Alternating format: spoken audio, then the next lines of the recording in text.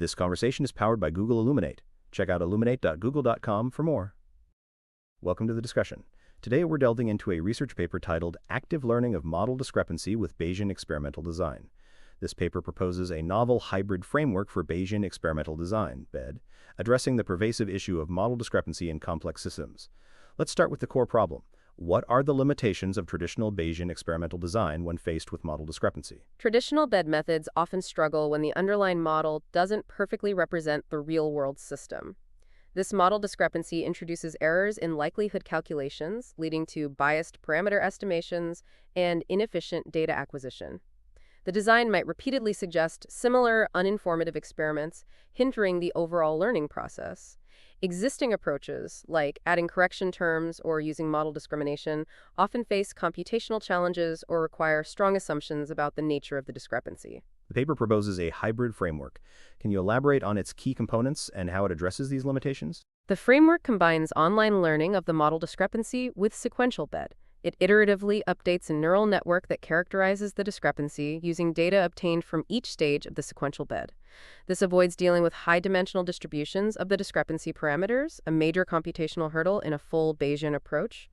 The sequential BED identifies optimal designs for the physics-based model parameters, and these designs are then used to update the neural network representing the discrepancy. How does the framework ensure that the data used for correcting the model discrepancy is actually informative? The paper introduces an ensemble-based indicator to assess data informativeness. This indicator approximates the information gain using the ensemble-Kalman inversion (EKI) method. EKI efficiently estimates the posterior distribution, allowing for a computationally feasible approximation of the information gained for a given design. This helps avoid calibrating the discrepancy on less informative or misleading data, which could lead to biased results. The paper validates the framework using a convection diffusion equation example. What were the key findings in this low-dimensional case where a full BED approach is still feasible? In the low-dimensional case, the hybrid approach successfully calibrated a parametric model error, incorrect source term strength. The results were comparable to the full BED approach, but with significantly reduced computational cost, demonstrating the efficiency of the proposed method. The ensemble-based indicator effectively identified informative data, further highlighting its value. How did the framework perform in the high-dimensional case where the model discrepancy was represented by a neural network? This is where the computational advantages become more pronounced, correct? Yes, precisely. In the high-dimensional case, the hybrid framework efficiently handled the structural error, incorrect source term functional form. The full BED approach would have been computationally prohibitive. The iterative approach robustly corrected the discrepancy, leading to less biased estimations of the physics-based parameters. Again, the ensemble-based indicator proved crucial in selecting informative data for model correction. The paper also explores a scenario with an ill-posed problem where the convection coefficient was also unknown. How did the framework handle this added complexity? The ill-posedness arose because the neural network could compensate for the incorrect convection coefficient, making the joint estimation of the coefficient and the discrepancy parameters non-unique. However, the framework still accurately inferred the source location. The neural network effectively compensated for the incorrect coefficient within the data region, leading to accurate predictions despite the ill-posedness. This highlights the robustness of the method. The paper mentions the use of both classical numerical solvers and modern autodifferentiable solvers. What are the implications of this compatibility? This compatibility is a significant advantage. It means the framework can be applied to a wide range of problems, regardless of the solver used. This flexibility enhances the applicability and practicality of the method. The paper uses callback-Leibler divergence as the utility function in the BED. Why was this choice made, and are there alternative utility functions that could be explored? The callback-Leibler divergence is a widely used utility function in BED because it has a clear information-theoretic interpretation. It measures the information gain from the experiment, making it a natural choice for optimizing data acquisition. However, other utility functions could be explored depending on the specific goals of the experiment.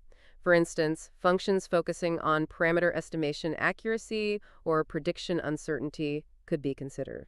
The iterative approach in the framework resembles the expectation maximization (EM) algorithm. Can you elaborate on this similarity and any potential differences? The similarity lies in the iterative nature of both approaches. In EM, one set of parameters is estimated given the other, and the process iterates until convergence. Similarly, in the proposed framework, the bed step estimates the physics-based parameters given the current discrepancy model, and the optimization step updates the discrepancy model given the estimated parameters. A key difference is that the framework uses a Bayesian approach for the physics-based parameters and a gradient-based approach for the discrepancy parameters, reflecting the different dimensionality and computational challenges. The paper mentions the use of an adjoint method for efficient gradient calculation. Can you briefly explain the advantages of this approach compared to directly computing the gradient? Directly computing the gradient with respect to the high-dimensional neural network parameters can be computationally expensive. The adjoint method avoids this by solving an adjoint equation which efficiently provides the gradient information. This significantly reduces the computational cost, making the framework more practical for high-dimensional problems. The paper discusses the potential for ill-posedness in the joint learning of physics-based model parameters and the neural network-based discrepancy. What strategies could be employed to mitigate this issue?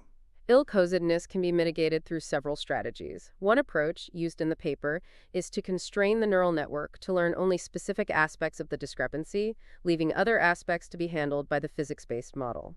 Other strategies include promoting orthogonality between the physics-based model and the neural network, or employing post-training decomposition to reattribute learned features to the appropriate model components. What are some limitations of the proposed framework, and what are potential avenues for future research? One limitation is the reliance on the ensemble-based approximation of information gain, which assumes Gaussianity. Future work could explore extensions to non-Gaussian distributions.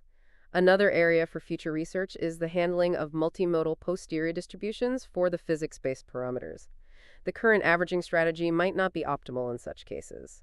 Finally, exploring alternative utility functions and investigating the impact of different data acquisition strategies could further enhance the framework's performance. This has been a very insightful discussion. Thank you for explaining the key aspects of this research paper.